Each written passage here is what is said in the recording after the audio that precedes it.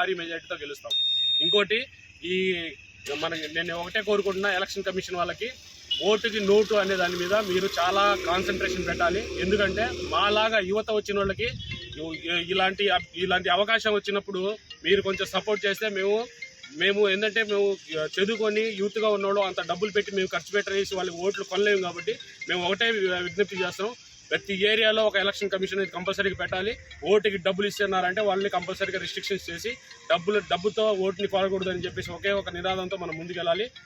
ముందుకెళ్ళేసి డబ్బులు తీసుకోకుండా ఓటేశారంటే నిజాయితీగా వాళ్ళు ఎవరు బాగు చేస్తారనేది వాళ్ళు ఎంచుకొని చేస్తారు. అదే డబ్బులు ఇచ్చారంటే వాళ్ళు డబ్బులు ఇచ్చారు కదని చెప్పేసి వాళ్ళు ఓటేస్తారు. అలా వేయటం వల్ల ప్రజలకు కూడా చెప్తున్నా, వాళ్ళు చాలా మోసపోతారు. ఒక్కసారి ఒక 500 కోసం 1000 కోసమో 5 సంవత్సరాలు మనకేమీ రావు. 500 1000 రూపాయలు అయితే 1000 రూపాయలు అంటే మహా అయితే మాకు 5 సంవత్సరాలకి ఎన్ని వస్తాయి? ఒక 10 రూపాయలు కూడా ఉండదు రోజుకి. అలాంటిది మనం నోటుగా ఒక 1000 రూపాయల కోసం మనం కక్కుర్తి పడకూడదు.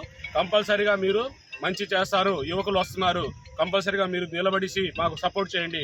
మన సత్తెనపల్లి నియోజకవర్గాన్ని అభివృద్ధి చేద్దాం. ప్రతి ఒక్కళ్ళు కలిసి రండి, మాకు సపోర్ట్ చేయండి. మాకున్న ప్లాన్స్ కానీ మేము చదువుకున్న చదువులు కానీ మేము మంచి చేయడానికి ముందుకు వచ్చాం. అన్ని ఉద్యోగాలు వదిలేసి దగ్గర 2 లక్షల శాలరీస్ వద్దుకొని వచ్చాం ఇక్కడికి. కంపల్సరీగా మనం అభివృద్ధి చేద్దాం. నేను చూసిన ఏరియాస్లో అయితే నేను చేసిన వర్కుల దగ్గర స్కూల్ ఎంత నీట్గా డెవలప్ చేసి ఉందో ఇక్కడ చూస్తే ఎక్కడ పల్లెలు అక్కడే, ఎక్కడ రోడ్లు అక్కడే ఉన్నాయి, చదువుకున్న వాళ్ళు ఎక్కడ పడితే అక్కడే. మా ఊర్లోనే దగ్గర చూస్తారు డిగ్రీ చేసిన పర్సన్స్ ప్రతి ఒక్కరు కూడా డిగ్రీ చేసిన దగ్గర 500 మంది ఉన్నారు. 500 మంది కూడా ఇటుక పనులు చేయడం, సిమెంట్ పనులకు వెళ్ళడం, ఇలాంటి వర్కులు చేస్తున్నారు. అలాంటి దుస్థితి వచ్చిందంటే కారణం ఎవరు? ఈ నాయకుళ్ళే. ఈ నాయకులకి చేతకాకే కంపల్సరీ ఇవన్నీ చేస్తున్నారు. చేత అయితే ఎవరు వాళ్ళకి జాబులు ఇస్తే ఈ పనులు చేసుకోరు కదా, వాళ్ళు చేసుకోరు. ప్లస్ వాళ్ళ తల్లిదండ్రులకు కూడా వాళ్ళు ఏ సపోర్ట్ ఇవ్వకుండా వాళ్ళ మీదే భారం పడుతుంది. అలాంటి భారం పడినప్పుడు ఏంటంటే తల్లిదండ్రులు చాలామంది ఇబ్బంది పడి